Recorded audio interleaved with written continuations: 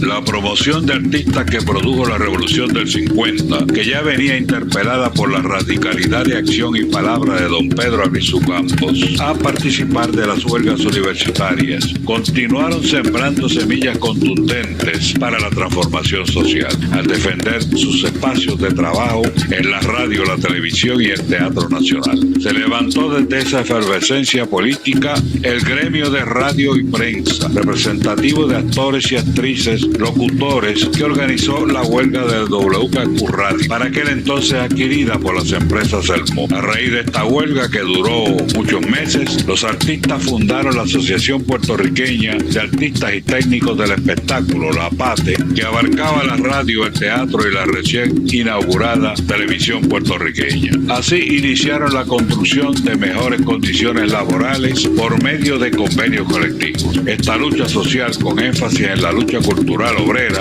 obligó al Estado colonial a crear el Instituto de Cultura puertorriqueña en 1955, con sus festivales de teatro internacional, de teatro vanguardia y el Festival de Teatro Puertorriqueño, hoy desaparecido. No obstante a que el Estado intentó apaciguar el combate social con su política populista reformista, el sector organizado de artistas estuvo insertado en todas las acciones de la insurrecta década del 50, que además de la revolución de Jayuya incluyó el ataque a la Casa Blair, el ataque al Congreso de los Estados Unidos, diversas huelgas, además de las propias. Esto es así porque una revolución, para que sea, tiene que ser multilineal y combinada, y sus artistas son parte esencial de la misma. Se fue conformando lo que Lenin llama una situación revolucionaria, instante supremo de la historia, en el cual la clase dominante se tambalea en el poder. En esta década insurrecta se consolidaba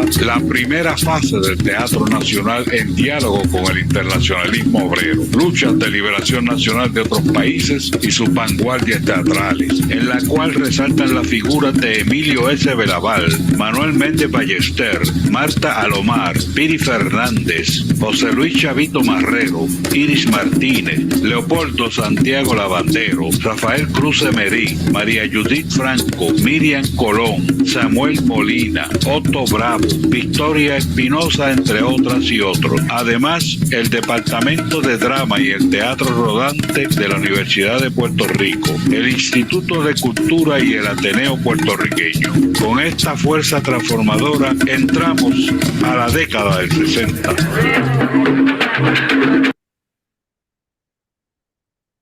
Ok. Ahora sí, bien. Esto es como una embocadura. ¿Alguna reacción, alguna pregunta? Abran los micrófonos, señores, que me da una soledad tan grande. Voy a detallar esto, voy a detallar el contexto, pero quería que vieran este pedacito.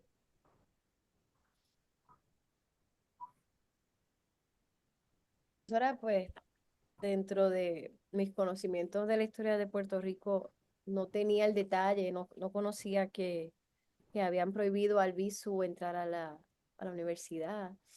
Y qué bonito saber que los artistas, los actores y estudiantes se Yo me congelé. pusieron y que Habla. pudieron. Más duro, ¿verdad? Hablar más fuerte, estoy un poquito en baja.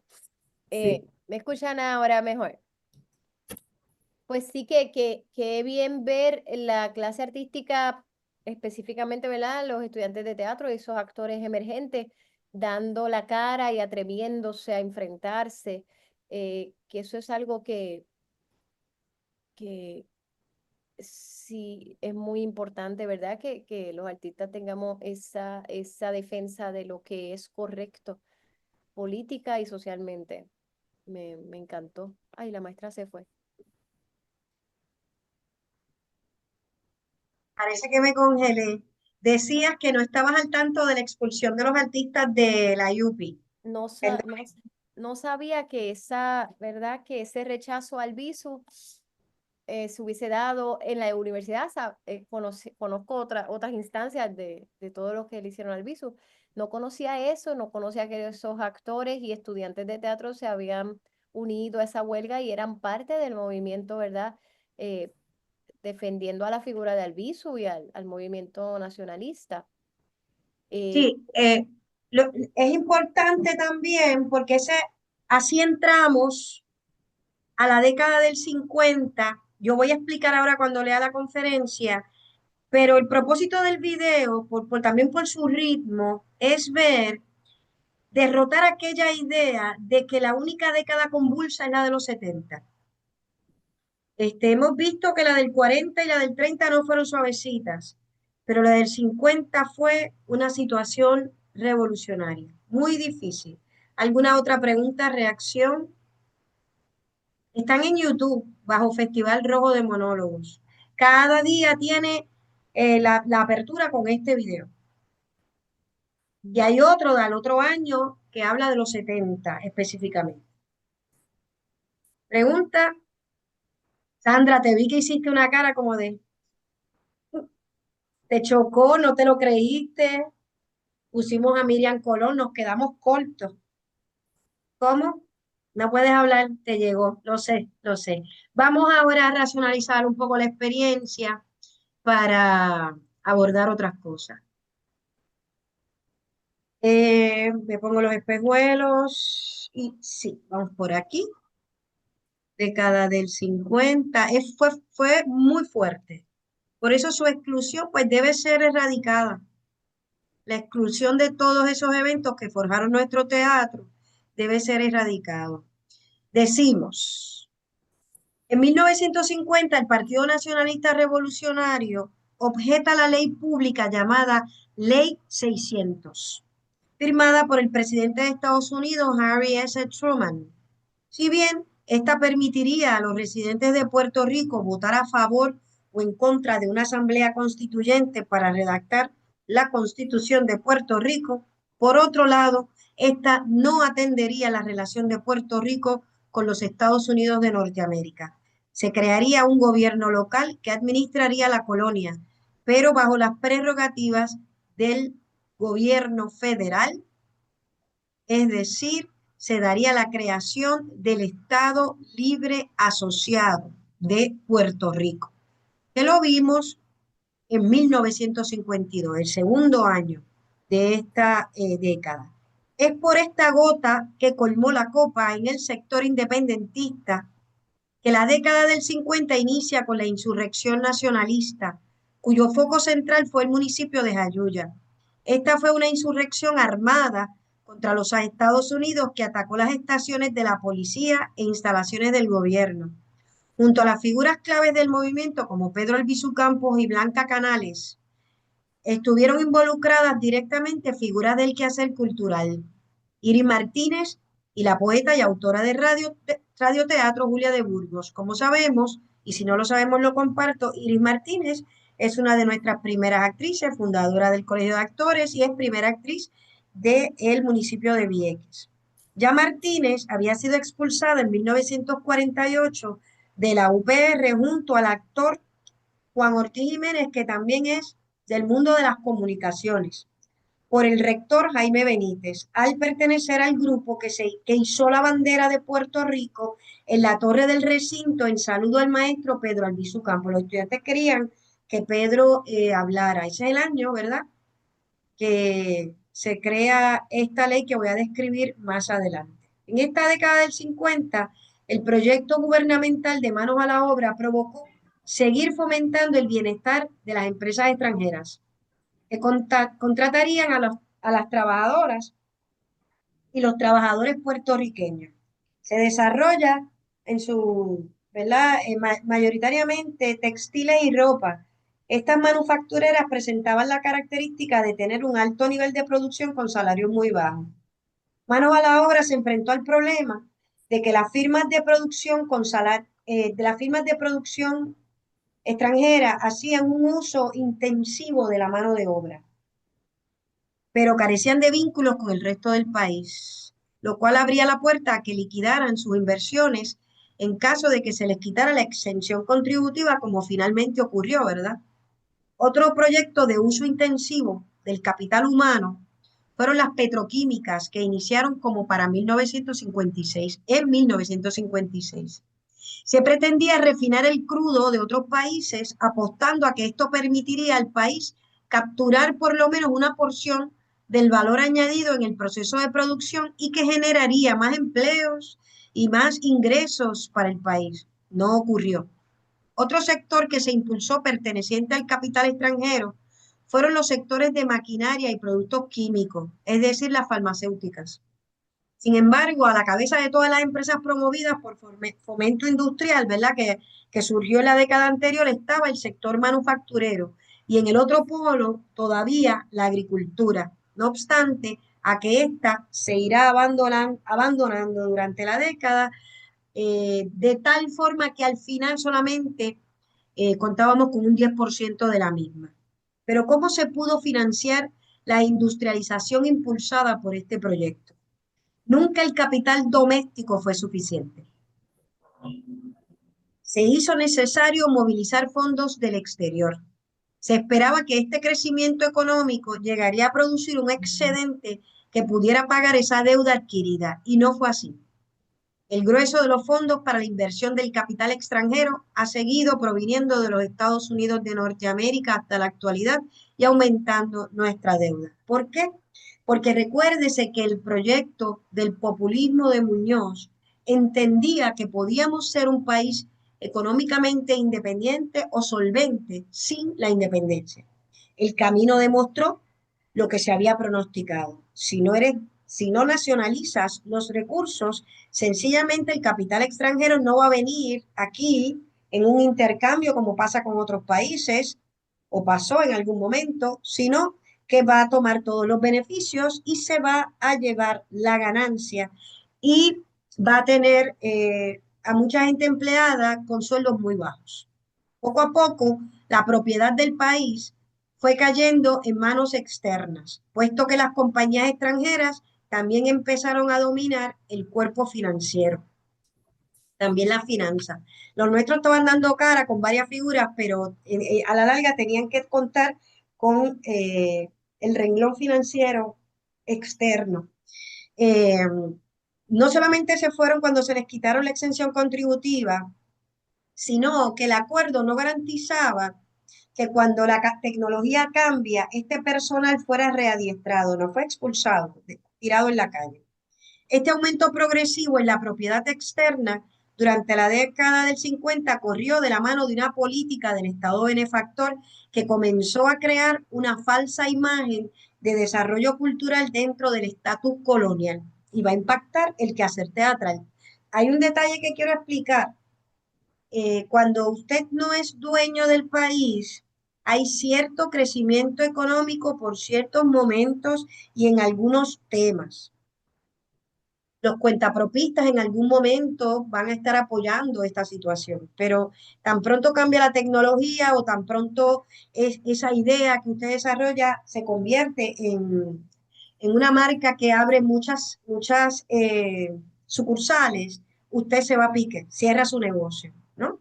Eh, y entonces puede haber cierto crecimiento, pero nunca va a haber desarrollo, porque el desarrollo económico está en los Estados Unidos. Por lo tanto, todo lo que ocurra con el proceso económico de los Estados Unidos a nosotros nos cae, nos da el doble. Es un análisis objetivo. Es doloroso, ¿verdad? Pero para nosotras, pero es objetivo. Eh, Detrás de manos a la obra había economistas, tenían que saberlo, señoras, tenían que saberlo, pero había todo un proyecto de construir una imagen donde la cultura estuvo al servicio. En sus inicios, el sector teatral estaba compuesto por un lado de personas que trabajaban en otros oficios y ensayaban como un complemento a sus vidas.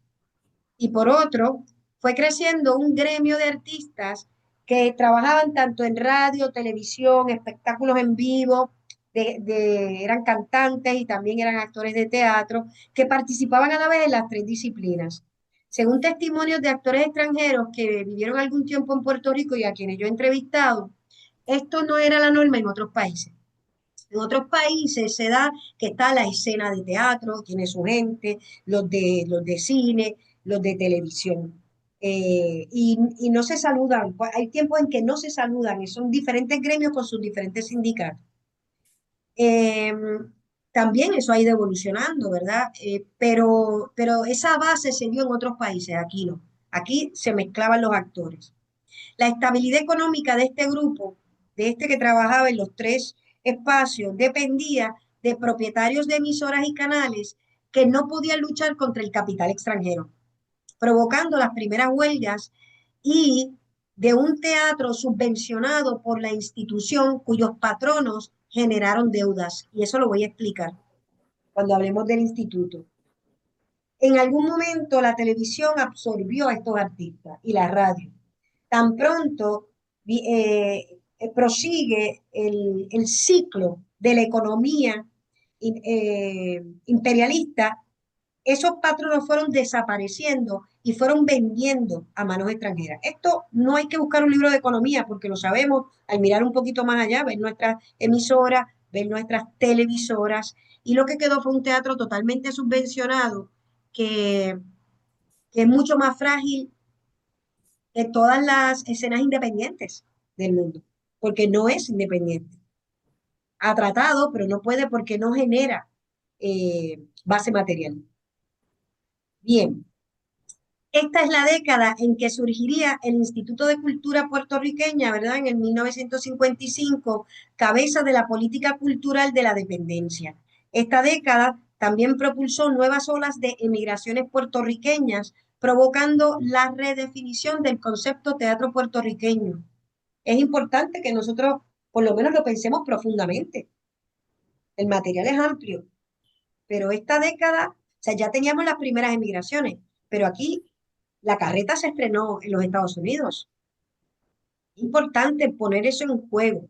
Es la década en que surge Teatro Arena, predecesor del Puerto Rico Traveling Theatre, que luego se concretizó en 1967 con Miriam Colón a la cabeza, quien había protagonizado en 1953 la obra La Carreta de René Márquez, que les voy a adelantar, se hizo en un sótano de la iglesia San Sebastián porque antes en la década del 50 todavía el teatro, dicen los libros, el teatro puertorriqueño, sus espacios eran espacios que no eran edificios teatrales. Interesantísimo, ¿verdad? El gremio de artistas de teatro, es importante saber que son actores, técnicos, escritores, personal de producción, fue impactado por una década en la que se fue cuajando lo que Lenin llama una situación revolucionaria, época durante la cual se matizan las contradicciones económicas y sociales del sistema. Cae la economía y escasean los abastos esenciales, provocando choques contundentes entre las clases sociales. No nos hemos preguntado por qué la masacre de Ponce de 1937 no se toca en el teatro hasta la década del 60. El Estado benefactor no la permitió. Tenemos que saber que este Estado benefactor que empezó a provocar, se le salió de las manos la situación social, porque no le funcionó el proyecto de industrialización de mano a la obra y había una huelga en cada esquina, tuvo que empezar a tomar otras decisiones para reprimir a la población. Y la cultura, como hizo Napoleón en su momento dado, tenía que servir para el control de la población. Es así como esta década tiene como preámbulo en 1948, el mismo año de la huelga, la ley de la mordaza, ordenada por el almirante de la Marina de Guerra de los Estados Unidos, Leahy, William Leahy, Leahy,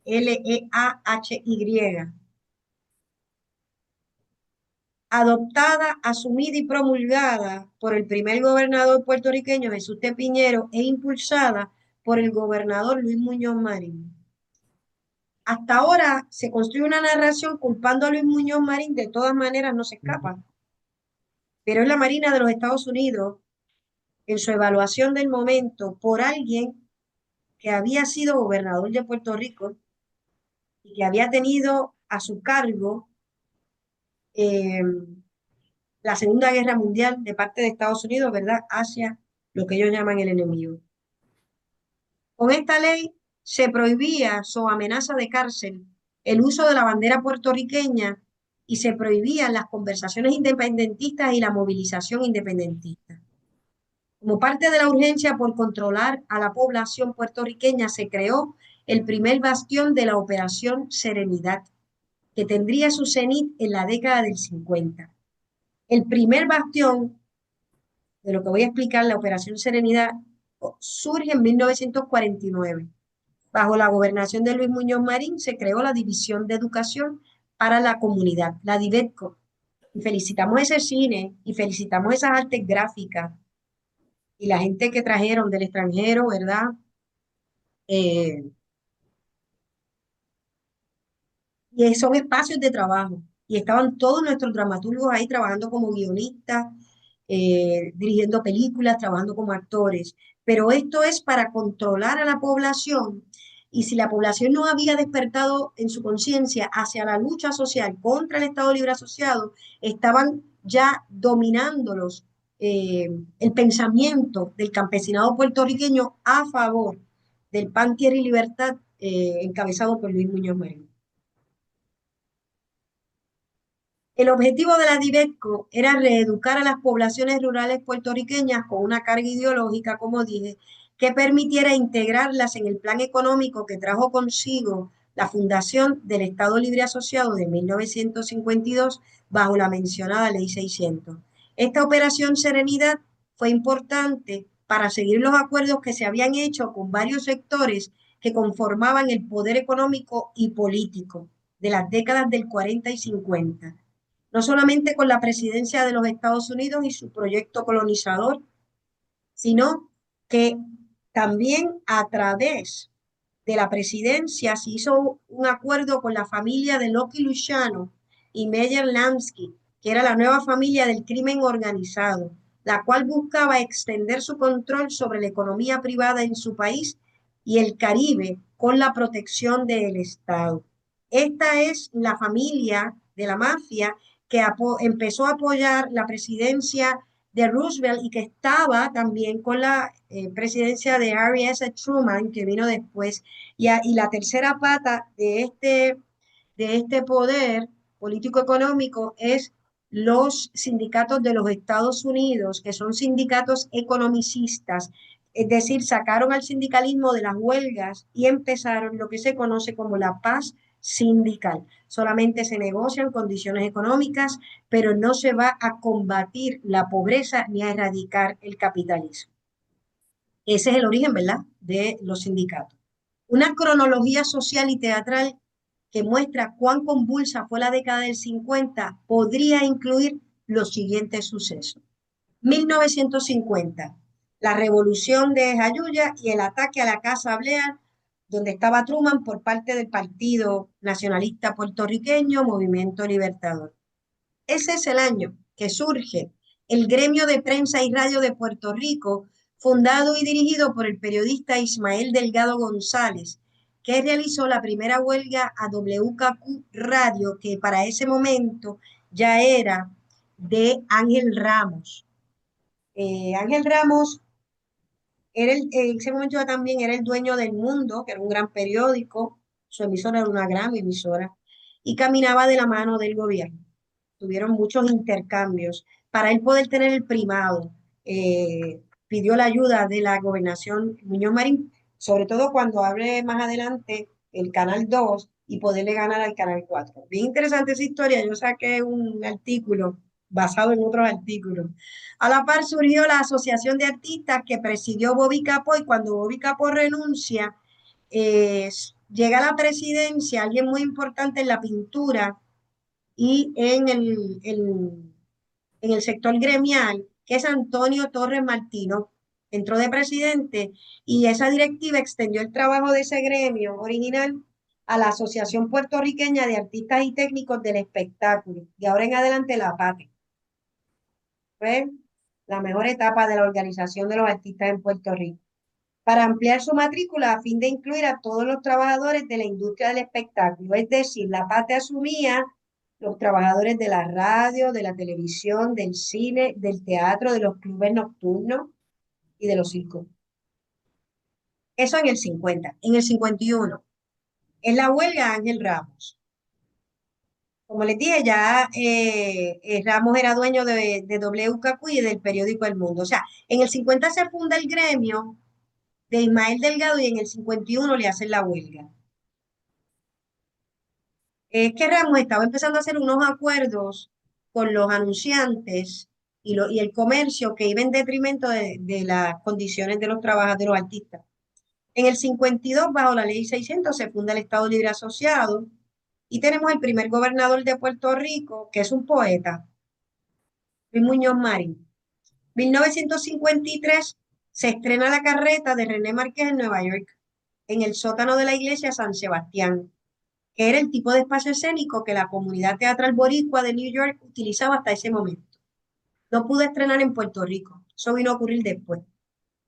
En el 54 ocurre el ataque al Congreso y empezó la televisión en Puerto Rico, tanto el Canal 4 como el Canal 2. Y todavía había huelgas cañeras en diferentes municipios. En el 1955 se concretiza el proyecto más emblemático de la Operación Serenidad. De la misma Divetco surge la gente que va a ocupar puestos claves y se crea el Instituto de Cultura Puertorriqueña para contribuir a conservar, promover, enriquecer y divulgar los valores culturales del pueblo de Puerto Rico. Pregunta que hago, ¿qué significa eso? ¿Cuáles son los valores? Eso está todavía. Eso lo promulga ahora insistentemente el Partido Nuevo Progresista. Si tú quieres aspirar a una beca para montar una obra, tu obra tiene estrictamente que promover lo que ellos llamen valores culturales del pueblo de Puerto Rico. Siempre hay que sospechar cuando el Estado utiliza la palabra valor. ¿A qué se refiere? ¿Cuáles son los valores? No estaba definido. Ahí mismo, ese año, se abre la Biblioteca Nacional y el Archivo General de Puerto Rico. En el 56 se crea el Festival Casals. Casals se había casado con Marta, bueno, tenía a Marta como estudiante y en esa misma década se casa con Marta Casals. Están muy vinculados a Muñoz Marín y a Inés Mendoza, que ya se había casado con él. Les voy a decir algo, esta es una década donde ocurren cosas muy extrañas para nosotros hoy, pero en ese momento no. Porque Pablo Casals era anarquista y el director de la Diverco, que alguien me rescata el nombre, el polaco, les digo ahora rapidito, porque acabo de sacar un artículo de él y se me escapa el nombre. El director de la Diverco, ¿alguien se acuerda del nombre? Les digo ahora. Era gente de izquierda, él y su esposa también. Jack Delano. Jack Delano, sí, compositor, después en el 80, cuando en viuda, ¿verdad? Ya él componía. Jack Delano es un gran compositor y trae el folclore y trae la poesía de Luis Palesmato de los 30, la trae a la música clásica. Pero toda esta gente es gente de izquierda y están en este proyecto de Operación Serenidad. Yo les invitaría a estudiantes a no querer mirar desde todos los ángulos y quedarnos sin nada. Yo creo que hay que tener una mirada dialéctica sobre estas personas. Lo mismo sobre René Márquez, Francisco Arribí. Hay que mirar la época, hay que mirar qué está pasando, hay que mirar cuál era el peligro de cárcel. Así que se crea el Festival Casals, inmediatamente al otro año la Orquesta Sinfónica y en la universidad se fundó la Federación Universitaria Pro Independencia.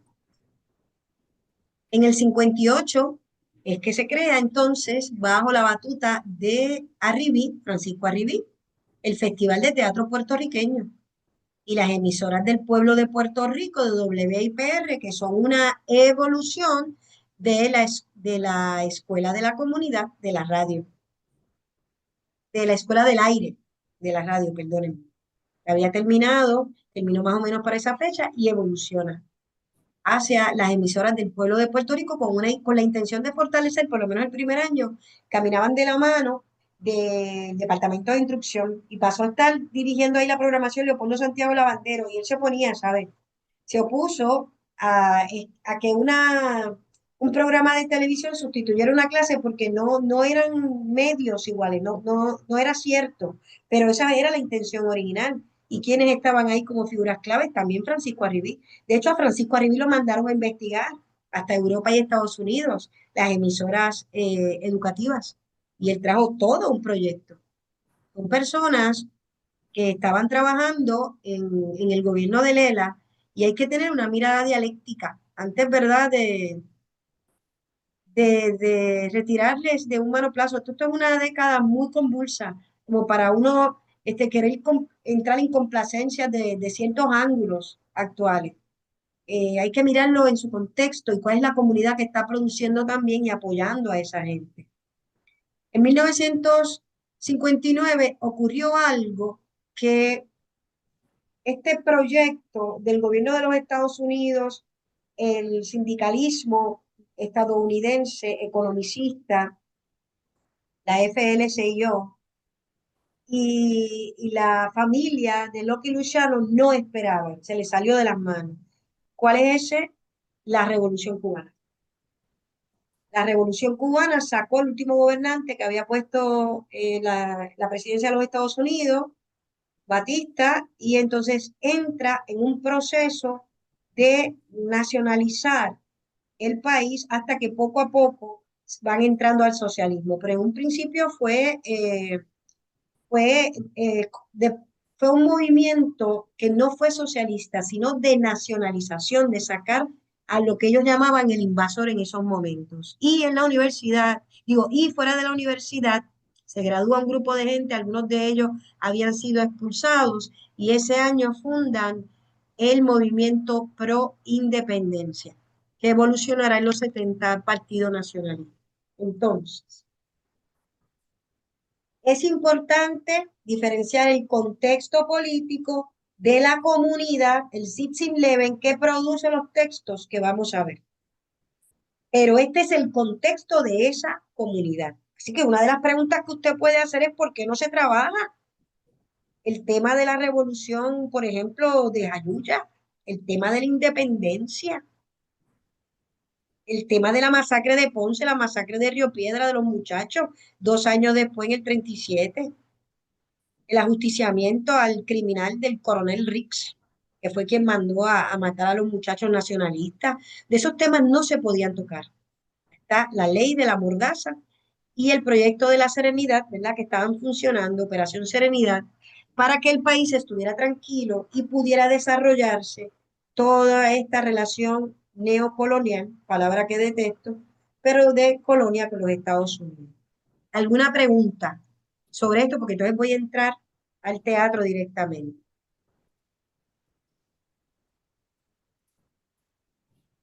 Bien, Eh, dime.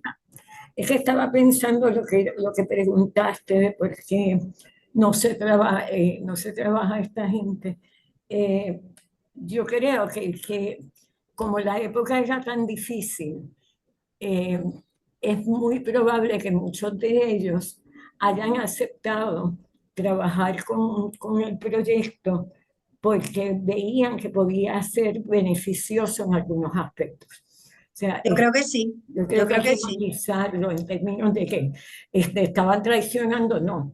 Ellos tenían su mentalidad clara y era una oportunidad de darle impulso real a la cultura, porque es bien difícil hacer cultura si tú no tienes fondo. Este, Sí, y yo entonces, creo, yo les invitaría a reflexionar esto. Hubo alguien muy famoso, que quitaron unos cuadros que había en el Tribunal Superior de Puerto Rico, Tribunal Supremo, y se acostó en el piso, porque era un atentado de los PNP contra los signos y los símbolos puertorriqueños. Esa persona muy famosa que creó rencillas, mucha gente atacando a otros, yo hasta la agüita a mí me cayó, se olvida de algo. El Tribunal Supremo, al igual que el Instituto de Cultura, al igual que la Universidad de Puerto Rico, que es un baluarte también de la lucha, son instituciones del Estado Libre Asociado, son instituciones coloniales. Después pasaron, ¿verdad?, en el caso de la universidad, al apoyo. ¿Qué fue lo que dijo Leopoldo Santiago Lavandero? Yo creo que bien de arriba ya no quieren que la universidad yo dirija teatro puertorriqueño. Y Arribí, al igual que Victoria Espinosa, me parece mucho escribiendo, lo afloja. Desde el disgusto, desde el disgusto, pero él lo afloja. Así que todo lo que fuera puertorriqueño estaba controlado por el Estado Libre Asociado, menos el Ateneo, dependiendo de quién estuviera dirigiendo. Todos estaban formados bajo el Estado Libre Asociado. Yo lo que quiero pedir es miren, yo trabajo todo el tiempo con personas nacionalistas. Yo no soy nacionalista, pero trabajo con ellas. Pero hay que tener con cientificidad a la hora de ver nuestro teatro y sus procesos. El modo de producción en ese momento ya no eran los casinos de artesanos. Por ahí quizás quedaba el casino de Puerto Rico que no era de artesanos. Una institución que estuvo como hasta los 40 y recibió a Paoli, etcétera, etcétera, y a su hermana. Pero lo que están son los teatros que controla el Estado Libre Asociado dándole fondos. Es otro momento. O sea, tenemos que saber que todas las instituciones son coloniales en ese momento. Usted podía irse para Japón, estamos de acuerdo. No exploraron irse para Japón, ni para la luna. No exploraron irse para la luna, seguro que sí. Pero eso es lo que dice la compañera. Entraron a radicalizar desde sus trincheras. Eso fue lo que pasó. Oye, y a mí me consta, y a ustedes también, que hasta el último día, hasta el último punto, René Márquez escribió obras anticoloniales. Y hoy escribí algo en Facebook porque me percato. Nunca escribió obras contra el gran capital. Esa es la contradicción. Malo es cuando la gente no entra en contradicción, porque si tú no entras en la contradicción, te saliste del proceso. Pero una persona que viene de las haciendas le metió un sopetazo a la clase hacendada que no luchó, seguro que sí, pero no le metió un sopetazo al capital, al capital privado de los Estados Unidos. Él era un becado de la Fundación Rockefeller. Y a veces tenemos que considerar también que nosotros tenemos una perspectiva histórica que ellos no tienen, que eso era lo que yo también quería, ¿verdad?, aportar. Esto porque pertenezco a una generación de investigadores que, que ya escuchamos el análisis cerrado. Vamos a hacer el análisis abierto sin entrar en concesiones. Vamos a hacer el análisis abierto. O sea, por eso les digo, mejor veamos cuál es la comunidad que está pidiendo ese teatro. Bueno, ahora fíjense que eliminé la lectura de Santana porque implicaba que yo les diera un PDF y me parece que la de Ramos Escobar es igual de completa y yo la conozco también. Voy a unas notas de José Luis Ramos Escobar. El historiador anota que la década del 50 es vital para el desarrollo del teatro puertorriqueño como lo conocemos hoy. En el marco de la turbulencia social y política, se consolidan las figuras de René Márquez y Francisco Arribí. Ambos escriben y representan sus obras de mayor repercusión y trascendencia, dice él, en esta época, ya lo veremos. En 1953, Márquez estrena La Carreta, considerada la base del teatro puertorriqueño. Vamos a hablar un poquito de la forma. 3 actos. Esta traza a través de los 3 actos el Vía Crucis, esa palabra es de Ramos Escobar directa, el Vía Crucis puertorriqueño de las familias pobres que emigran del campo al arrabal y del arrabal a la metrópoli neoyorquina. Culmina con una promesa de regreso al país a rescatar en sus raíces, a rescatarse a sí mismo en las raíces de Puerto Rico como un signo esperanzador. Esta también aporta algo que no vimos en Tiempo Muerto. Recoge la fonética del campesino en sus parlamentos de corte mimético psicológico. Surrealismo, no dije surreal, déjame arreglarlo bien, realismo, causó desde el principio empatía hasta el día de hoy. El, la estética, la plástica realista que él usó con esos parlamentos fonéticos del idiolecto campesino de ese momento, logró una conexión con el público hasta el día de hoy. Esta pieza también inicia la representación en Estados Unidos de obras del llamado Teatro Nacional Puertorriqueño. ¿Por qué? Estrena en 1953 en español. Y adelantamos un poco. En 1967, nos comenta Ramos Escobar, se remontó en versión bilingüe, connotando la transformación de la comunidad puertorriqueña en los Estados Unidos. ¿Ven cómo el teatro y el espectáculo reflejan una comunidad? ¿Usted conoce la comunidad por ese evento? Pues desde el texto, y si tiene la oportunidad de ver un video de un encuentro teatral, ¿verdad? De una representación, lo que nos decía Sandra, pero mira, aquí funciona de esta manera. Pues es importante, las comunidades producen los textos y los montajes. Esto trae una nueva dimensión al teatro puertorriqueño al propiciar una dramaturgia nacional escrita en inglés. Por ahí es que viene la figura de José Rivera, cuarta generación. El primer festival de teatro puertorriqueño es de 1958. Oigan esto. Se presentó, bueno, con el cierre, cerró el festival Los Soles Truncos de René Márquez, dirigida por Victoria Espinosa. Encrucijada de Manuel Méndez Ballester, que la dirigió por Dean Leopoldo Santiago Lavandero. Por fin estrenó La Hacienda de los Cuatro Vientos, de Emilio S. Belaval. Dirigida por quién? Por nuestra querida Piri Fernández, que yo no conocí, pero que Carmen tuvo que haber tenido el placer de conocerla. La profesora.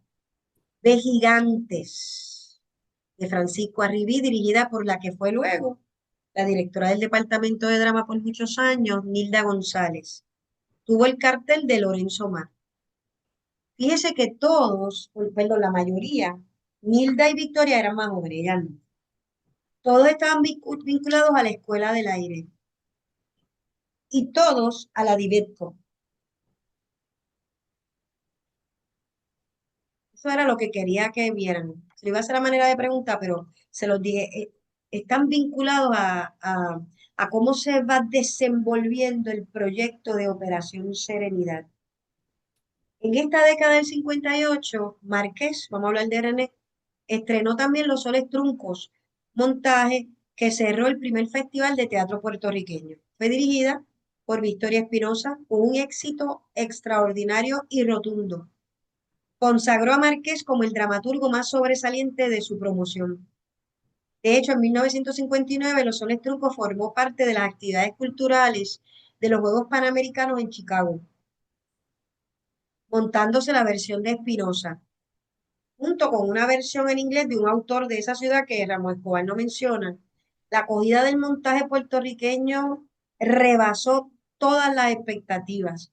No podemos estudiar el teatro puertorriqueño sin poner en juego las emigraciones. La obra se basa en el cuento Purificación en la calle del Cristo. Para Ramos Escobar, esta desarrolla el tema de la decadencia de la antigua clase señorial, yo estoy de acuerdo, bajo el régimen español, reducida ahora a una miseria apabullante. Márquez trabaja con los recuerdos, las pesadillas, los miedos y las traiciones de las tres hermanas Buckhart. Trabaja con muchas cosas más. Los diálogos entre las tres hermanas, Emilia, Hortensia e Inés, son, dice Ramos Escobar, un prodigio poético que confiere a la obra un ambiente de profunda evocación del pasado de gloria y de dolorosa frustración ante el paso avasallador del tiempo. Voy a un punto muy importante que me gustaría que grabaran en su corazón. Muchas personas creen que la obra trata sobre la disolución del alma puertorriqueña causada por el colonialismo estadounidense. ¿Por qué? Porque el montaje produce una respuesta emotiva. Yo expresé eso en un curso de doctorado. Y hecho por Lidia Echevarría, Gladys Rodríguez y Lucy Boscana, O sea, y la gente sale independentista. Y en el Tapia. Y es una respuesta que llama la atención de esta obra, lo vamos a hablar. El público ve en ese mapa que está en la pared de fondo causado por la filtración del agua. Piensan que en ese abismo estamos nosotros, porque parece América Central, y piensan que es América del Norte, etcétera, etcétera. Pero lo cierto es que el autor enfatiza que las tres hermanas pertenecen a la antigua clase hacendada que no logró adaptarse al nuevo modelo económico impuesto por el imperio estadounidense, basado en el sistema de la plantación, las centrales como el monocultivo que esterilizó la tierra y el acaparamiento de tierras. Recuerden que los hacendados tuvieron, como no tenían la maquinaria para transformar la caña, tuvieron que ir vendiendo sus tierras a las centrales, además del beneficio legal que tenían las centrales por encima del hacendado. Y el hacendado no podía no podía cultivar más de cierta cantidad. No es el ser puertorriqueño, dice Ramos Escobar, el que se inmola en esta obra, sino una clase desplazada del poder que vive en profunda añoranza por el pasado perdido y que en el presente está relegada al olvido por los bárbaros del norte. Añade la doctora Santiago. Las tres hermanas pertenecen a una clase social explotadora que no tuvo la capacidad económica y administrativas de enfrentarse al capital estadounidense invasor, entre otras cosas, por su insistencia en entenderse a sí misma como heredera de unos derechos cuasi divinos, reflejados en sus joyas y en sus posesiones. Una visión idealista de sí mismos les llevó a la derrota económica. Ellos casi parecen que se entienden de la nobleza. De hecho, hay muchas narraciones, muchos recuerdos en la obra y en el cuento de los bailes en Fortaleza y el contacto con la nobleza. Recuérdese que ellas no pueden pagar la casa, pero tienen la casa llena de joyas que no quisieron vender. De esta década también es Francisco Arribí. Se destacó por su escritura dramática, pero también por una labor como promotor del teatro y yo añado como investigador del teatro. Él creó foros sobre la dramaturgia, sobre el teatro universitario. Él estuvo constantemente publicando eh, teoría sobre nuestro teatro e historia. Eso no ha vuelto a pasar. En el 58 creó la Oficina de Fomento Teatral para el Instituto de Cultura, que hoy se llama la Oficina de las Artes Escénico-Musicales. Fue nuestro primer director. Desde ahí estableció el Festival de Teatro, el que hablamos, el puertorriqueño. También un poquito más adelante, en el 66, el Festival Internacional.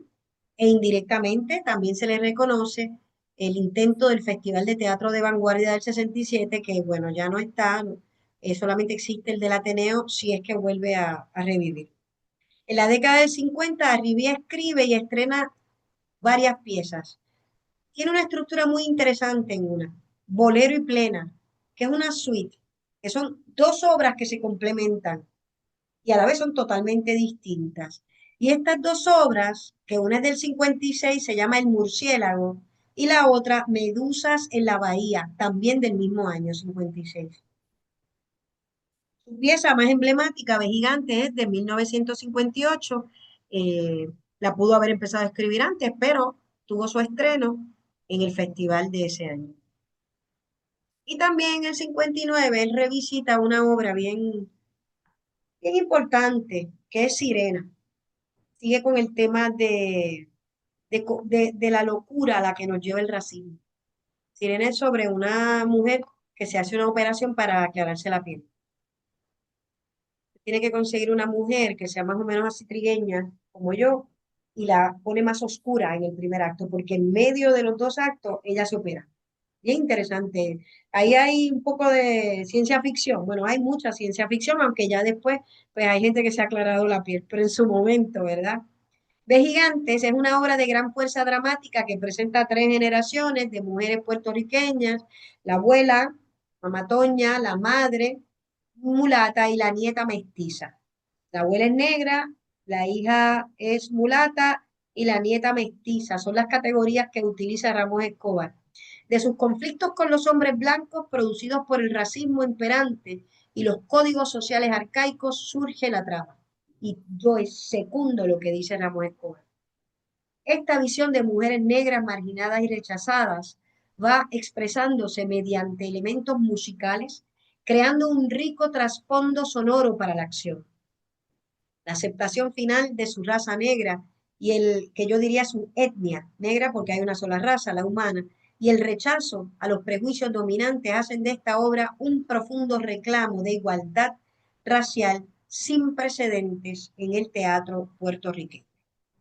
Bueno, servida está la mesa. Maestra Carmen Zeta.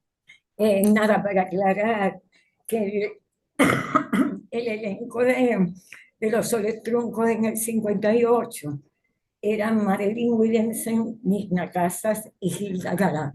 Sí. Que Sí. mencionaste a Lidia Echevarría y que... No, pero yo hablé, no, yo dije que yo la vi. Ah, que tú la viste, ok. Sí, bueno, pues sí, porque me fui en el tiempo, igual que René. Te fuiste en el tiempo. Lo que pasa es que esa es la primera obra de teatro que yo vi profesional. Sí, yo no vi la del 58, obviamente tenía 3 años, pero como Mirna era la que hacía Hortensia, y Mirna era una mujer impresionantemente bella y altísima, siempre la tenía en la mente y llegué a ver a Marilyn Williamson en algún momento y era una actriz maravillosa también. Dotada, estaba dotada. Quiero alguna reacción, si lo tienen, alguna pregunta, Gladys, Olga, porque voy a empezar a trabajar con Gigantes, pues de una manera atípica. Como dramatóloga que pretendo ser, quisiera repasar, de verdad, con ustedes, ¿de qué trata Gigantes?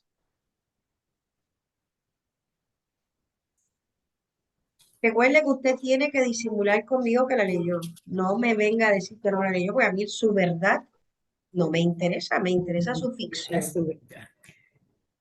Y somos todos bien felices. ¿De qué trata Gigantes? ¿Ya? Sí. Gigantes trata del tema racial en Puerto Rico. Del tema racial. Del tema racial en nuestro país. Y de que hay gente que no acepta o rechaza su origen. Y entonces eso trae una serie de complicaciones en su vida. Y entonces, no trata de... Perdón. No empieza, no la detona una violación. Sí. Pregunto yo, no la... Sí, al principio es una violación, cuando violan a Toña. Es una especie de violación. Tengo problemas de la señal, vamos a abrir la puerta, les pido muchas disculpas porque estamos resolviendo el problema de los perros otra vez. Bien, adelante. Sí, Esto lo detona en medio de un baile, hay un hombre que persigue a la mulata y ella, cuando él se quita la máscara,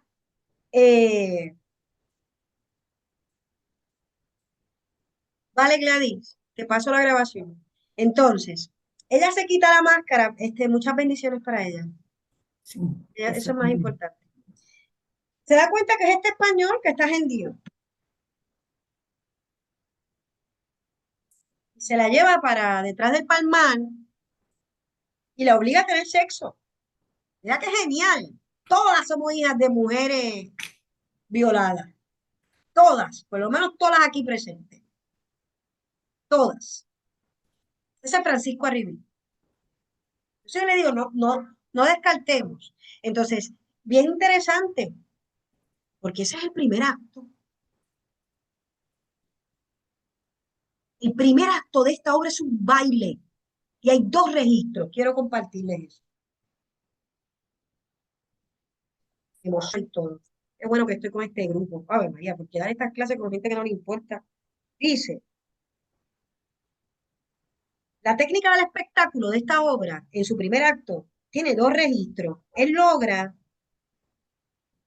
crear un baile típico de la noche de Santiago, eso ahorita, al final de julio, y una escena de conquista amorosa, de casa amorosa, no sé si llamarle casa amorosa, estoy diciendo ahí, de conquista, de, de, de presa y de cazador. Esos serían los arquetipos, ¿verdad? Lo dije bien, cazador y presa. Hasta que ocurre una violación. Pero los tambores no dejan de tocar. Es un baile. Y yo vi eso en un cuento posterior de Luis Rafael Sánchez. ¿Cómo en un baile puede ocurrir una violación? Por la consideración que se tiene sobre el cuerpo de la mujer negra.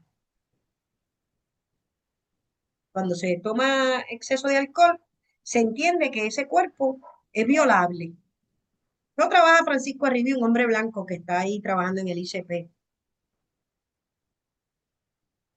Y eso, los acercamientos feministas y de clase y los acercamientos también étnicos no nos pueden limitar el ver el análisis científico sobre la genialidad de un texto. Usted lo puede descartar, pero no podemos eliminar la genialidad de cómo un hombre blanco que está muy cerca, a mí siempre me ha parecido que Francisco Arriba está muy cerca de don Ricardo Alegría, que estaba la antropología, el marco de la mirada de la antropología en todo momento, porque que yo sepa, Arribí no es de Eloísa. Ahora, conoce su herencia, porque estos bailes ocurren, o sea, hay constancia de estos bailes, esa es literatura oral del siglo XVIII, hay constancia en todas partes. Tampoco es que es un enajenado, tomó la decisión de hacer un primer acto bailado. Yo nunca había visto eso hasta que vi el primer monólogo de Quíntuples que Idalia Pérez Garay lo hace bailando. ¿Quién vio a Idalia Pérez Garay? Ella hace ese personaje bailando. Recoge ahí a Puerto Rico. Y Francisco Arribí también. Sobre eso tengo muchas cosas más que decir. ¿Qué pasa después? ¿Qué hay después de este primer acto? Pasan muchos años. La Toña es una abuela de Clarita, y vive en el condado con la hija. Y entonces, ¿qué recurso retórico de escritura, porque la retórica también es hablar, retórico para construir el texto, no, la obra dramática? ¿Qué usa? Usa la división en actos, pero ¿qué también usa? Vamos, mujeres, que se lo conceden al cuento y a nosotros no. Bueno, la música, la repetición Sí, pero eso es la ambientación, pero quiero cómo construye su obra, con cuadros también. Y hay un cuadro que es como, se acabó el realismo, la concepción del realismo cambia. Aquí regresamos a la playa y bastante técnica que requiere eso. Aquí hay una escena de retrospección. En Castilla la Vieja, un flashback. Por eso es que a esta gente se le considera base del teatro actual. Porque ahora nosotros hacemos lo que nos dé la gana, pero en ese momento el autoritarismo literario y dramático estaba, muchachos, te vas a enfrentar a la academia. Eso no tiene verdad. Contó para atrás, señores. Así se dice en Cagua, contó para atrás. y no lo marcó porque yo lo marqué como 9 escenas. Yo puse porque usualmente tú haces una división y entonces viene el flashback y pones una división. Entonces cuando yo noté eso, yo escribí en el libreto, así puse 9 escenas. Entonces volví hacia atrás y empecé a marcar lo que me parecía a mí, pero esa fue la más tajante de que tú te das cuenta de que nos salimos de lo que estábamos haciendo para hacer otra cosa. Con playa y cambio y todo. Yo creo que a cuatro lados, que no es la escena virtual, no es el espacio virtual de él, El espacio virtual de él es un teatro a proscenio. Hay un telón pintado. Díganmelo ustedes, mujeres. Yo lo sé porque yo lo viví. Yo trabajé en un montaje que hizo Victoria Espinosa y yo era Clarita. Estoy haciendo trampa. Pero aquí hay un telón pintado. O sea, que hay un hombre de teatro que sabe, regresa los telones pintados y lo trae para poder hacer la retrospección. ¿Cómo cambiaban el escenario a la playa?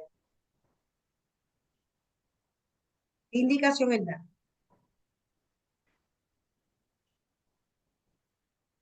¿Qué página es la de la retrospección a la playa?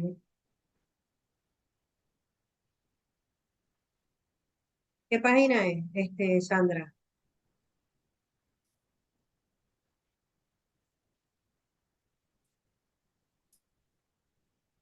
¿Alguien me puede decir la página? Es que esa no la tengo impresa.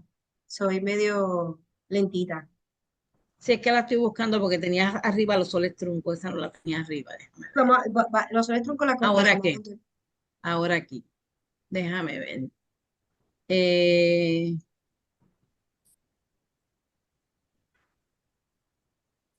aquí. Olga, si tú la tienes, me la Sol. puedes decir la página porque todas tenemos la misma edición. Ujú.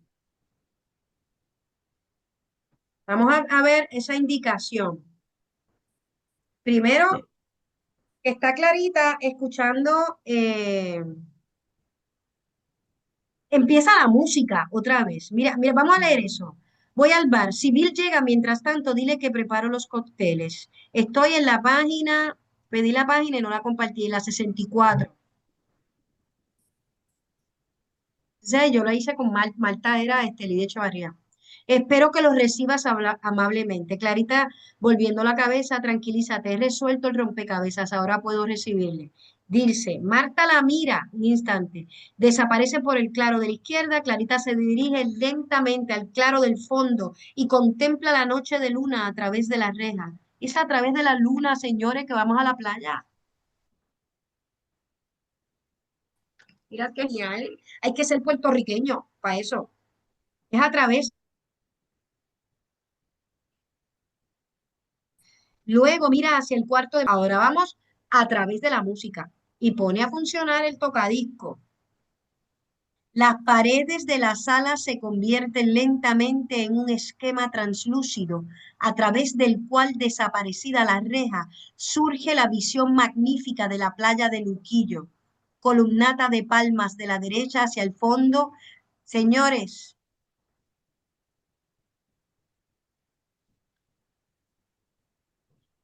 ¿sabe de 65, Olga?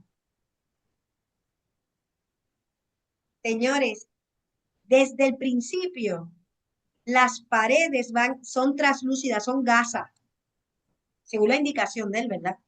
Sí. Son gasas. Así que aquí hay una apuesta a la técnica. Aquello que propuso Areito está aquí. Y él dijo, yo voy a hacer el tema nacional y no voy a coger la cárcel. Yo voy a hacer el tema nacional y voy a apostar a una técnica avanzada de hacer teatro y no voy para la cárcel. Y el 15 cobro y el 30. Todo eso hay que verlo, señores.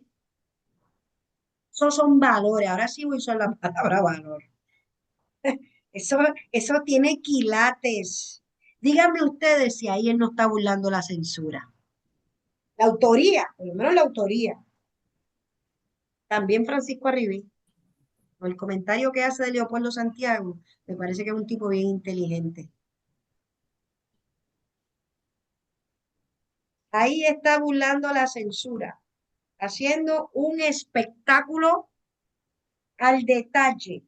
No iba, si la censura iba, nadie se iba a dar cuenta. Porque ¿quién es el enemigo aquí? Es Bill. ¿Y de dónde es Bill? De los Estados Unidos. Estados Unidos. Y capitalista. Y capitalista. y racista y de clase también clasista en el sentido negativo. Así que yo propondría a los filólogos que esto es un texto producto de la censura también. No es producto de Lela, o sea, como hijo de Lela, sino el Lela como censor contra el teatro puertorriqueño. Hay una cosa que, Dime, Sandra, dime. mira que nosotros, yo nunca había mirado el teatro de esta forma, ¿verdad? Con dramatología, ¿no? Entonces, yo me fijé en otras cosas. Pero es que estamos tan acostumbrados nosotros a que un flashback pasa, o sea que todavía me está costando trabajo identificar ciertas cosas que ocurren en el libreto, ¿no? Porque estoy cambiando la forma de mirar el texto, ¿no?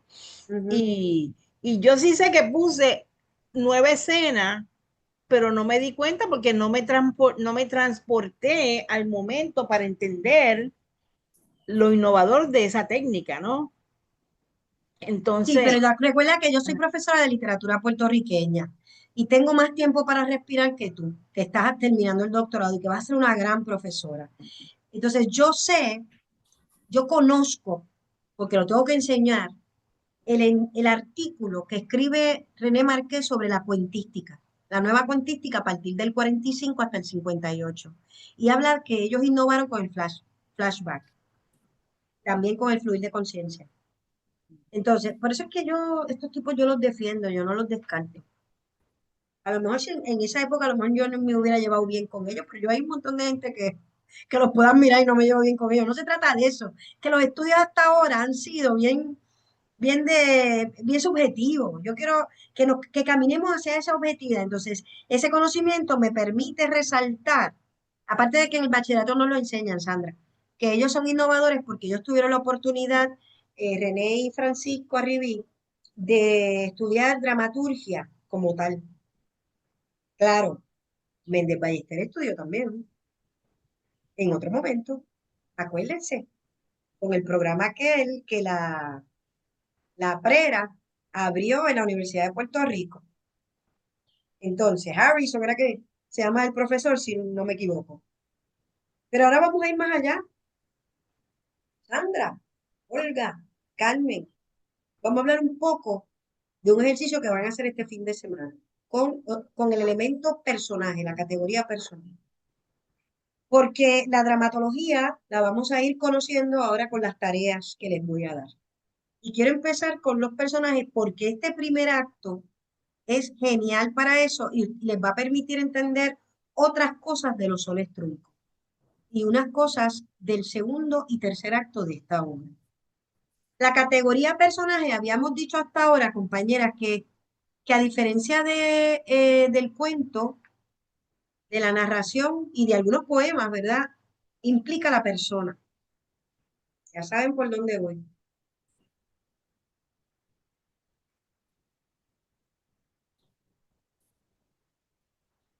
Al igual que el espectáculo, el drama, el texto, todo lo coloca en los 4 elementos: el espacio, el tiempo, el público, pero ya no hablamos de ejecutores, sino de personajes.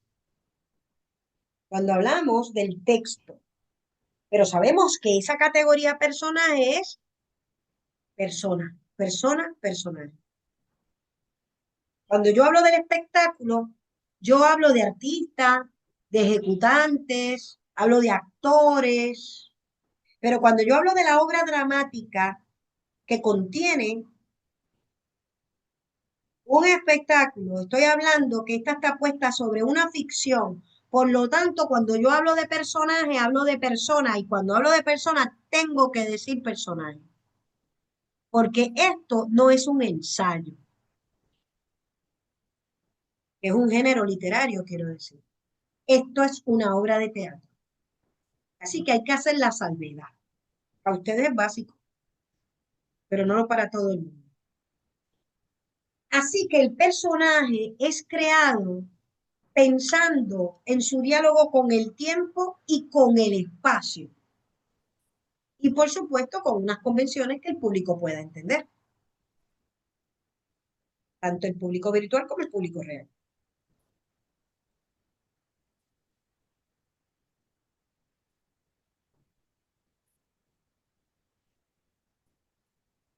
El personaje es el soporte de la acción dramática. Por eso mismo, porque no es un ensayo, no es un poema, no hay narrador, o sea, voz narrativa, quiero decir.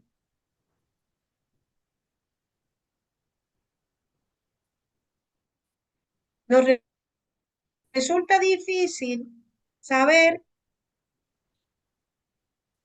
que está el personaje ficticio. Cuando hablamos del personaje, ahora voy a decir algo que quiero que lo escuchen y lo pueden explicar en sus propias palabras, pero García Barriento nos dice que el personaje ficticio es el personaje diegético. Es el que creó, ¿verdad? La estructura, cómo se construyó la trama, ¿verdad? Y el real es la persona escénica. Esa es una división que él hace en ese texto que les voy a asignar.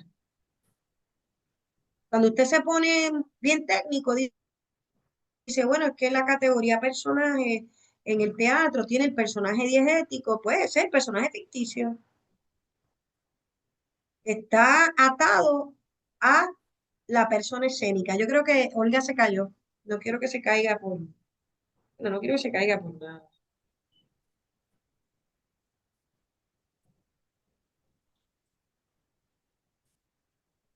Entonces, ¿qué pasa? Hay personajes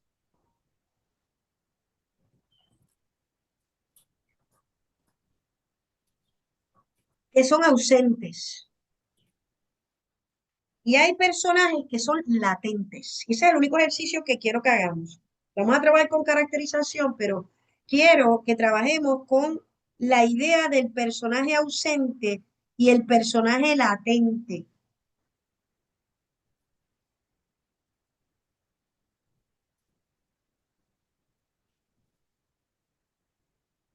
Un personaje latente son las mujeres amigas de la protagonista de la otra. No están presentes en el escenario, pero dan signos de que están por allí cerca. En este caso, Cesario Rosa Nieves las puso a hablar desde afuera, ¿se acuerdan? Que le dicen, ay, ya seguro va a hablar con la amiguita. Y tiene una llamada telefónica, seguro va a hablar con la amiguita. ¿Se acuerdan de eso?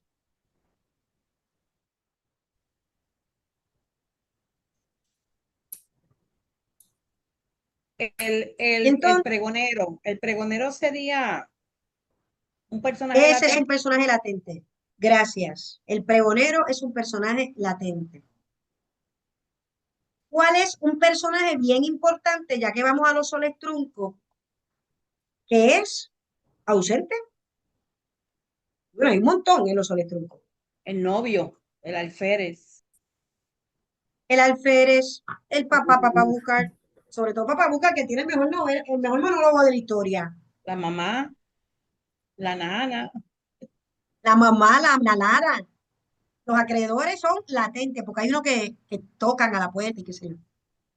Entonces, Entonces, un personaje latente sería cuando pasa el que vende cosas que se oye. El el pregón pregonero, sí. es latente. La Ajá, radio, sí. ok. Les voy a decir uno que es latente. Pepe el Romano. Oh, sí. Pepe el Romano hace shhh, y aquella corre. Pero no hay que ponerlo en nómina. Ese personaje latente, bueno, si es grabado, tiene que buscar una persona, pero los latentes usted no tiene que pagarlo, generalmente. Pero mira lo que pasa en el teatro, que el personaje ausente, y ahí quizás dialogue con otros géneros, es fundamental. Les voy a dar una anécdota. Yo fui a ver la casa de Bernalda Alba a la República Dominicana. Y el feminismo mismo actor que estoy tan agradecida, trajo por consecuencia lo siguiente porque le pusieron rostro al violador. ¿Se acuerdan de Antonio María Benavides. Benavides, que le levantaba las faldas a la criada? Allí estaba el cuadro de él. Y yo dije, genial, porque nunca se pone. Ahí nos falló el patriarcado, bueno, siempre nos falla, pero que uno también lo participa. Vino esa directora, María Castillo, y puso un cuadro, porque como ella es tan realista, puso el cuadro y le pusiste rostro al violador. Pues aquí el violador tiene rostro en vez gigante.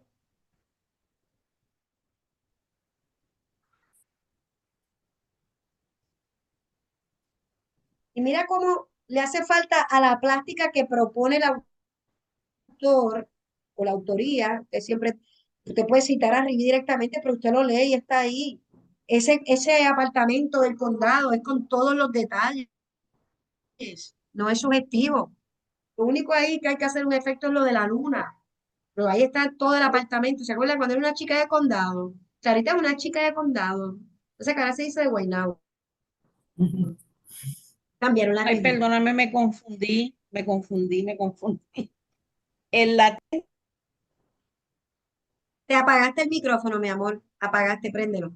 Porque se confundió. el A los latente, ausentes, lo que quiero decir es que los ausentes son importantes, no los puedes sacar. no, pero mi pregunta es, el latente es el que tú lo oyes, pero no está en escena, y el ausente es el que no está a punto. Pero no lo puedes Oye, cortar. que no lo oyes ni nada. Pero no lo puedes cortar. No, yo sé, pero que ni lo ves ni lo oyes. Ese es Un el personaje ausente, ausente. pero es Sí, vital para la trama. es vital. Gracias por el vocabulario. Es vital. Entonces, una de las técnicas que hacía Rivi, y a mí me parece que hay que reconocerle el genio creativo, es que todos los personajes del primer acto pasan a ser personajes ausentes y latentes en el segundo y tercer acto. Por eso es que me quiero meter por la rendija, por donde nadie entra. ¿Por qué? Porque él crea unos personajes músicos que actúan y que siguen tocando durante toda la obra. Con el disco. Por eso es que la obra, mucha gente mantiene la música en vivo durante los 3 actos. Porque es que eso lo que hace falta era un empujoncito. Porque él lo está diciendo a través, lo que pasa es que él trae como es un apartamento del condado que queda al lado de Loíza. Ahí, en los discursos de él, eso está ahí. Eso está al lado de Isabel de Loíza. Entonces, Piñones. Él lo trae a través del tocadisco. Por eso, muchos montajes dejan a los músicos en una esquina del escenario tocando todo el tiempo. Y los traslados de época lo hacen tocando tambores. Yo lo hice con los hermanos Cepeda. Dirigida por Victoria Espinosa, que quien la detiene nadie. Y no la detuvo René Marqués. No la detiene nadie. Lo que quiero decir es que él no puso los músicos en vivo para el segundo y tercer acto, pero como los dejó como personajes ausentes, vitales para la trama, pues está, que no es lo mismo a este tipo de personaje literario que puede ser algo que se mencione. Mire, usted puede quitar a Paca la Roseta del segundo acto de, de Bernalda Alba, que es una narración que hace la Poncia, pero no puede quitar a los segadores. No puede quitar a los segadores porque suenan y hacen que esas mujeres tiemblen en su necesidad y en su apetito, Ni a los caballos tampoco. ni a los caballos. Mira, lo que quiero decir es que el teatro tiene una forma muy particular de construir los personajes y al igual que otros géneros, ¿verdad? pero siempre en referencia hacia el acto vivo, tienen gradaciones. Los personajes tienen gradaciones. Vamos a hablar un poco. Entonces pueden ser caracteres simples, caracteres llanos. Y mira la prepotencia, ¿cómo es? La prominencia, corrijo la palabra, que tienen durante toda la obra. Eso era lo que iba a decir. Personajes simples y llanos, como son los músicos de El Palmar. Y aparecen en toda la obra y ganan la guerra contra Bill. Ganan. Aunque no haya presupuesto para músicos para dejarlo hasta el tercer acto. Es como personajes ausentes, son medulares a la trama. Y eso lo tiene el teatro y la construcción de sus personajes. La ciencia que estamos explorando a través de García Barrientos, que se llama dramatología, lo plantea y tiene mucha razón. Vamos a hablar ahora de los soles trucos con respecto a los personajes, la construcción de los personajes. Y recuerden que una cosa es la caracterización y otra cosa es el carácter, que eso lo van a ver en la lectura de personajes, del renglón de personajes que tiene García Barrientos, en la lectura que yo les di, que ahora les voy a volver a asignar. Los personajes se construyen en los soles truncos en un presente que están demacradas.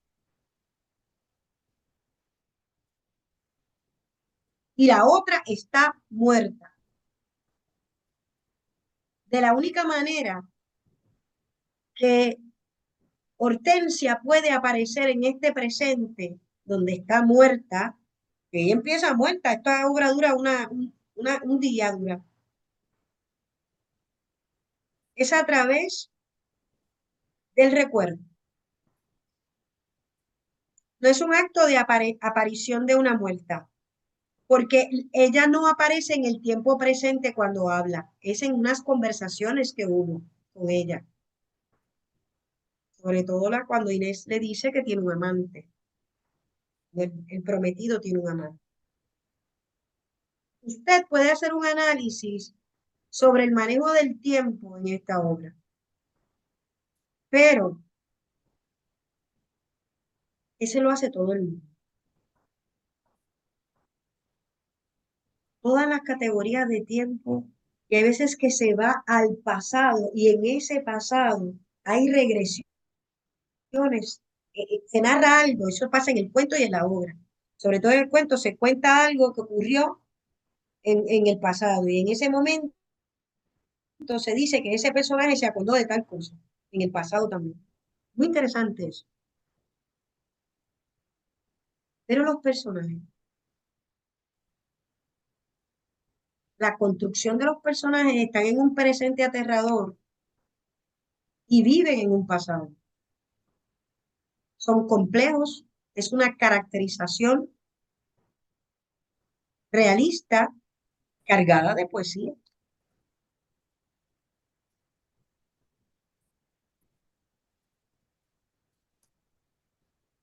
Pero como ese trabajo ustedes lo van a hacer si lo escogen, un trabajo de página y media. Vamos a hablar de los personajes ausentes y los latentes, que ya la compañera bien empezó a mencionar, que sean fundamentales para la trama. Los latentes son el pregonero. Déjame coger el libreto, la obra. El pregonero.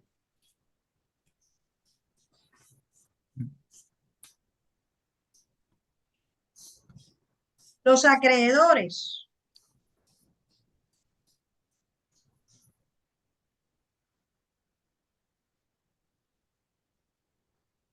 Pregonero, voz del pregonero. El pregonero se manifiesta a través de la voz.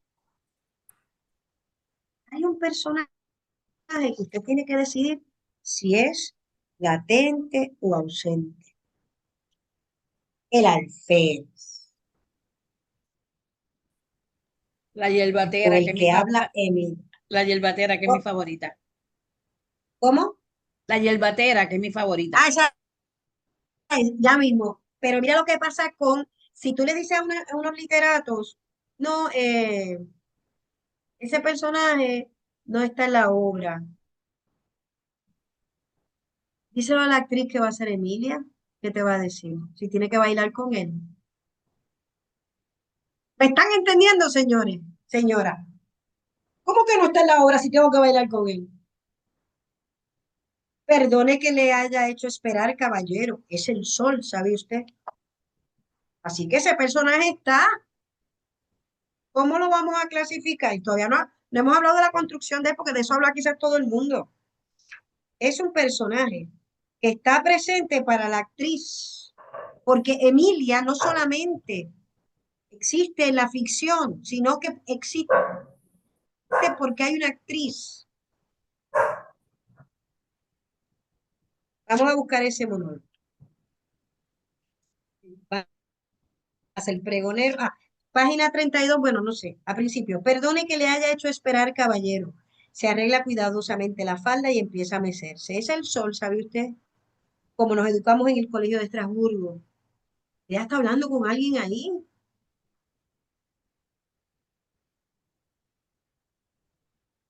Y no lo sé, Hortensia, por favor, le dice. Ella sigue hablando.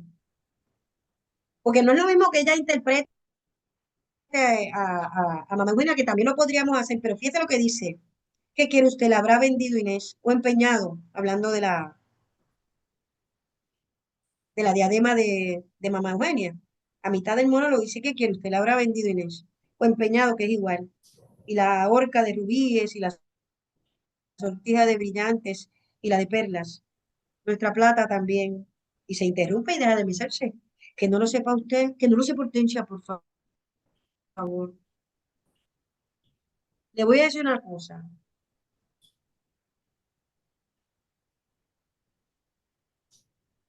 Este es un monólogo de personaje que habla con otro. Y la actriz tiene que mirarlo y tiene que estar ahí.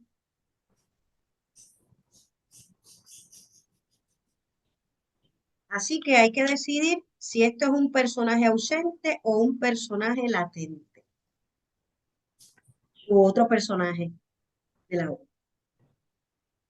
sea, lo que en el análisis y en la investigación, como bien ustedes saben, es cuestión de defender el punto y podemos pensar diferente, pero es cuestión de defender el punto. Pero donde tenemos que hallar convergencia es que reconocemos que este personaje es primordial para la trama y porque hay una actriz que va a ser de Emilia, es por la cualidad de la construcción del personaje, que es para una persona escénica. Y eso sigue siendo análisis de un texto. Pero no tienes la herramienta regularmente, no lo vemos como este opresor que le engañó, esto, experimentan y todas las desilusiones. Pero yo quiero que digan que Alfred es un personaje. Y es un personaje que está presente en el escenario, señoras. Está presente, tiene que hablar con ella. En algunas producciones bailan y todo. Y bailan sin el actor. La última que montó Florentino con Mariana, pusieron un actor. Pero está aquí sin ese actor, porque es que la carne de ese personaje la tiene la actriz de Emilia, que lo agarra, tú sabes, lo agarran a ella. ¿Ok? Bueno, ¿cuál otro personaje?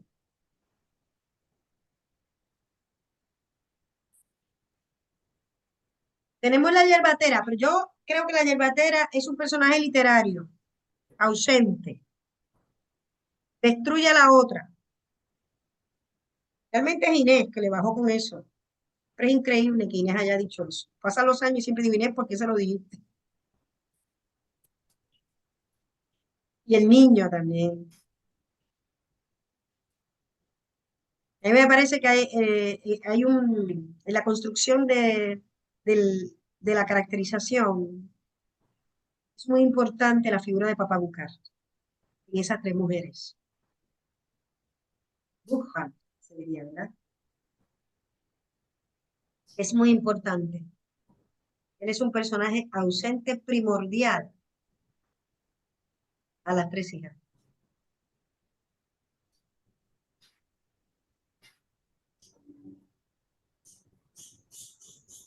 Entonces, por supuesto, las personas que van a cobrar, que entendemos que son hombres, ¿no? Envía el Estado.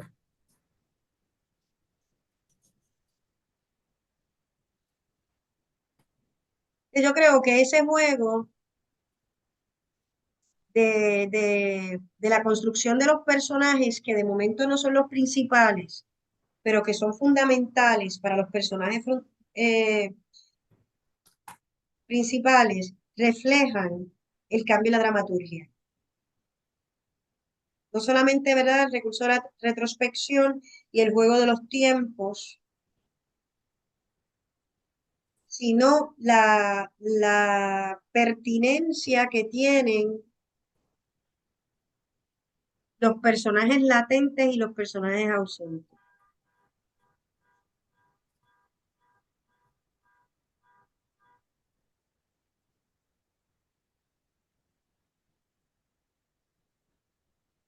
Sobre todo, bueno, es que iba a decir sobre todo los latentes, pero los españoles de Vejigantes están mediante foto, están mediante foto eh, o pintura, perdón, en la sala del condado, son fundamentales. Y en el caso de Victoria Espinosa, cogieron vida. Al final, ¿verdad? Cuando ella se transforma, se quita la peluca, que hoy no estamos hablando de eso. Pero eso también es un tecnicismo. Usar una peluca, o digo, una peluca, bueno, un turbante. turbante. Turbante. Lo que pasa es que si la actriz tiene las características físicas que se están buscando, que de eso voy a hablar ahora, pero no tiene el pelo tan risito como se quiere, pues hay que ponerle una peluca y encima un turbante. Eso fue lo que hicieron con Lidia, porque Lidia es una mujer prieta, pero no sé, el pelo no le coge risito. A Gladys Rodríguez le coge risito. Ella lo hizo también. Gladys bien cerrado, lo que se llama el rizo cerrado. El de Lidia es rizo abierto, para expresarme más objetivamente. Entonces, cuando hablamos de caracterización, la construcción del personaje se inserta en la selección del reparto. Lo van a ver también en el artículo. Entonces, volvemos otra vez a Vejigantes. Ahora, me parece bien importante que él trae a escena al actor y a la actriz negra.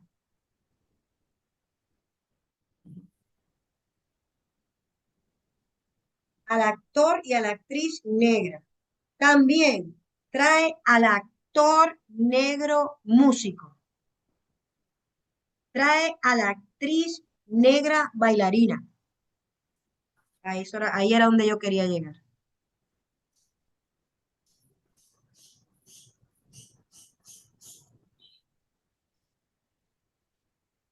Tiene injerencia en el escogido del reparto. Y eso es una característica del teatro que no la encuentras en otro género, evidentemente porque es el que tiene espectáculo, ¿no? Pero es que es importante decirlo.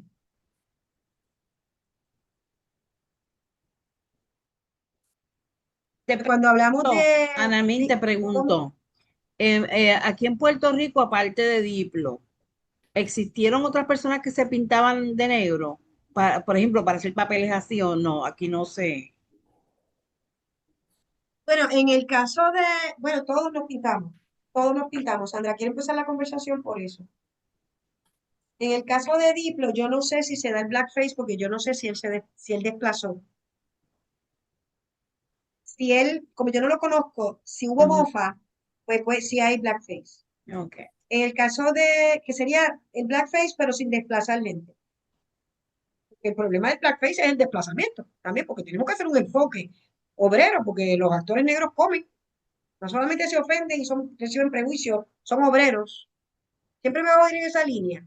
Entonces, estaba el Mona Martí, ¿verdad? Los casos que se dan es el de Mona Martí, y de ese conozco muy bien, porque Mona Martí viene de una radionovela que es El Derecho de Nacer, que se hacía en Cuba, y Ángel Ramos, cuando abre la sección de radioteatro y radionovela en sus primeras emisoras, que después le puso WKQ, se decide por la publicidad que se iba a hacer que sea una actriz blanca que se pinte de negro como pasaba en Cuba. Y que ese es un caso muy, muy bueno para estudiar, ¿verdad? Entonces luego llega a la televisión. Entonces está también el caso de el personaje de Chanita, de Angela Meyer, que se convierte en voz del pueblo, etcétera, etcétera. Que gustaba mucho, gustaba, no, Chanita es un personajazo. Y Angela Meyer, es lamentable que no sea negra, porque es un personajazo. Y yo quiero traer esas interseccionalidades aquí, porque a mí la abuela sufrida para mí está muerto ese personaje. Pero el personaje popular que se convierte en portavoz de las quejas de las comunidades con ese colorido, está vivo. Lo que pasa es que es una actriz blanca, dejó de hacerlo. ¿Ok? También, luego de eso, yo conozco a el personaje de Ruperta la Caimana, que lo hacía Víctor Alicea. Esa era como medio acumanada, aunque era de Puerto Rico, y era como parece como una gitana con pañuelo y comentario social y ese tipo de cosas. Era como una mezcla de Mirta Silva con no sé qué. De Mirta Silva, no la cantante, sino la que leía la voz. De Mama Chencha, perdóname. Yo creo que en la televisión queda uno, en la televisión del mediodía, pero todo lo demás, sin el blackface, hemos oscurecido la piel. O sea que para estos personajes, el actor y la actriz negra, el actor negro músico, la actriz negra que baila, se traían gente negra. Negro. Ok. O sea que Te nadie iba a se... decir lo de que todos nos pintamos, porque también están los actores que hacen de Pedro Albizu Campo, ¿entiendes? ¿Sabes? Pero si hablando de, si es por B gigantes, no, negros, todos negros. Él tuvo, él hizo ahí un comentario sobre cómo contratar actores en este país. Y lo impuso, ¿no? Lo impone, ¿verdad? En la medida que se monte. Yo no creo que B gigante se pueda variar mucho. Creo que si ya de por sí es un experimento. Aunque después se pone realista, es un experimento, que tiene un flashback, tiene un baile, una cosa, hay que cambiar la escenografía rápido, ¿sabes? Como de los actores, los personajes tienen que, también traer personajes que se interpreta por dos actrices, porque Toña tiene que ser una actriz que hace el primer acto y después otra actriz que hace el segundo y el tercero, eso no lo hemos dicho. ¿Entiendes? La complejidad de la construcción de los personajes si se mira desde el espectáculo que contienen. Entonces, los personajes del español ¿cómo es que se llama el primer español? El que vio la Toña. Pasa de personaje típico a personaje ausente. No sé, o sea, no pasó el tiempo y nos olvidamos de él. Está allí.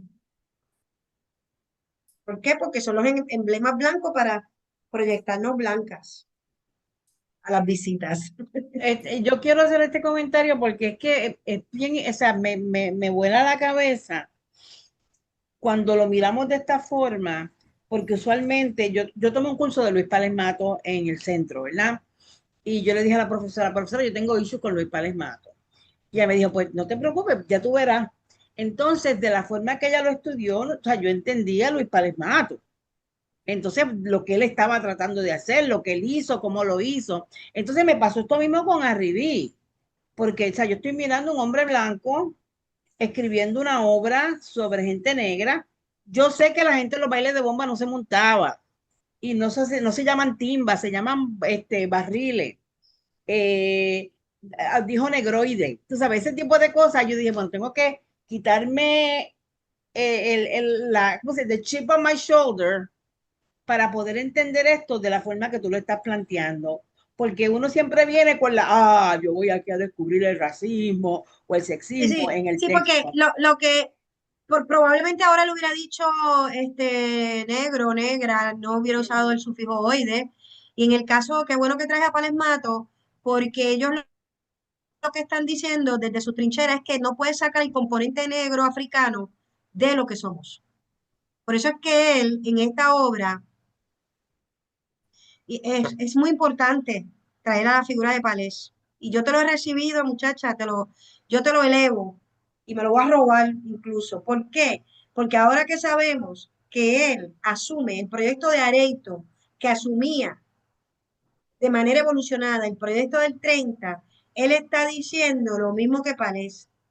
En nuestro teatro no se puede sacar, si es sobre la realidad puertorriqueña, el componente afrodescendiente no se puede eliminar, o afroantillano. Y como es desde su perspectiva, y es que viene su honestidad, dice, y ahora el segundo y tercer acto voy a incluir de otra manera, ¿cómo lo negamos? ¿Me entiendes?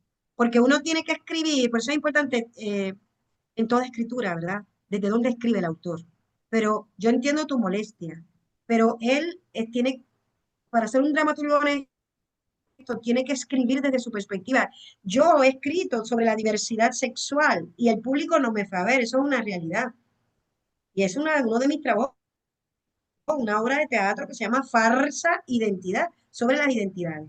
Y no voy a escribir más del tema, de la lesbiana, del gay, del trans, no lo voy a hacer más, porque no me ve el público.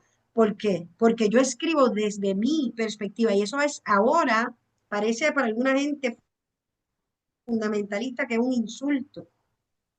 Pero yo lo que estoy diciendo es que en el teatro que yo escribo, ese componente está y lo he cristalizado a través de una obra de teatro.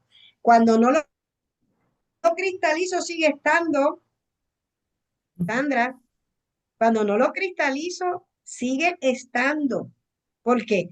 Porque yo vivo en un mundo, sobre todo yo que soy actriz, vivo en un mundo donde las parejas de mujeres, las parejas de hombres, los compañeros que son sexo fluido, todo eso está en mi mundo.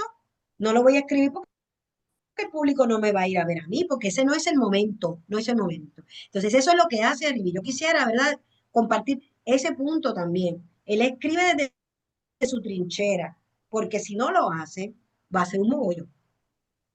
Tiene que ser un mogollo. ¿Por qué? Porque no estoy escribiendo desde donde entiendo. No, es muy bueno entenderlo desde ese punto, porque a veces uno se pone muy politically correct con ese tipo de cosas, entonces uno quiere venir a mirar un texto del 1953 con los ojos del 2025, imposible.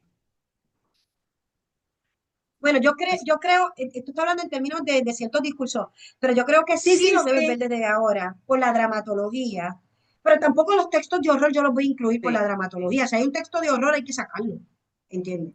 Los textos de Pero horror yo no voy a es incluir textos de entender horror. esto, entender el contexto, porque por ejemplo, estamos trabajando con la nueva novela latinoamericana, con los textos de coloniales, y todo cae, porque entonces tú miras desde ese punto de vista que estos son textos que tienen un valor, pero uno tiene que quitarse las gringolas y poderlo mirar con flexibilidad y con mente abierta.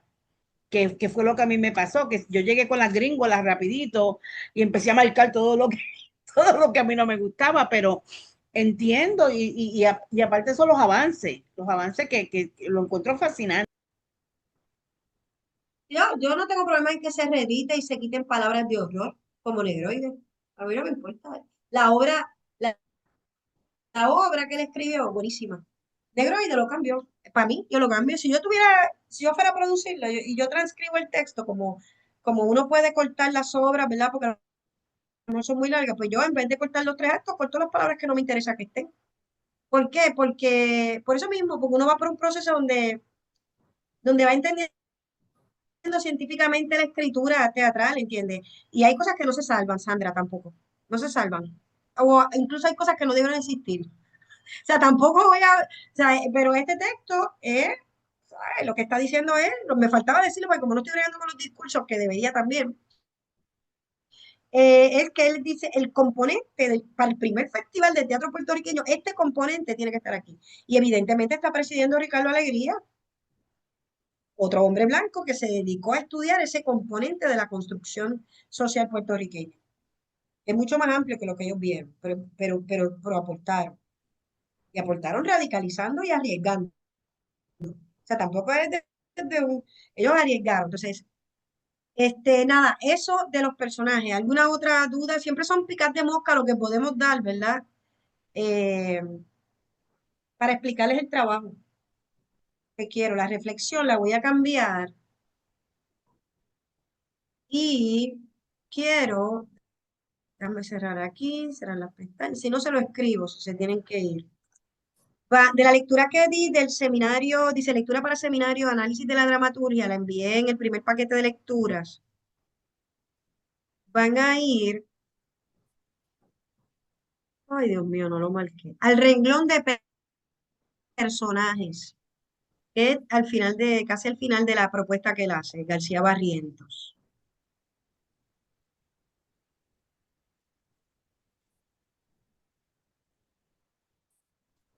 Y usted va a hacer una evaluación desde la dramatología de García Barrientos, más allá de el taller que hemos hecho hoy. Una reflexión. O sea que para este trabajo quizás tienen que leer un poquito más. No tienen que leer todo eso, lean personajes que les va a gustar. Y van a hacer lo siguiente, y esto lo estoy diciendo para Olga y para Gladys que van a ver la grabación. Usted va a coger la lectura, va a leer lo de personajes. Y usted va a aplicar lo que entienda. Lo que no entienda, no lo aplique. ¿Qué busco? Que la intuición como investigadoras comande la página y media que me va a entregar. Porque si usted deja que comande lo que no entiende hoy, no se va a tronchar la investigadora que estamos desarrollando en este curso. Vamos a poner que él explica 7 categorías y usted entiende 2, pues esas 2 son las que va a usar. Esto es para desarrollar críticas teatrales, no para desarrollar más de presión los sobre ustedes. trucos, de gigantes, de las dos, de cuál. Usted va a escoger cuál obra va a trabajar. Puede ser los soles truncos, que ya dijimos el ejemplo. Sobre eso quiero decir algo. Sobre el personaje del alférez, sobre el personaje del papabúcar, el pregonero. A mí me provoca mucho la construcción de los músicos, ¿verdad? La construcción de los españoles que primero el español que está presente y luego está ausente, un personaje ausente. Y yo hice mis énfasis. Usted va a leer y va a hacer los énfasis como si fuera a dar una clasecita por escrito. No tiene que coger tampoco todos los personajes que le llaman la atención ni todas las categorías que le llamen la atención. Es que empecemos a trabajar la categoría personaje que, por un lado, es diegético, o sea, es ficcional, creado para ser leído, pero es también persona escénica.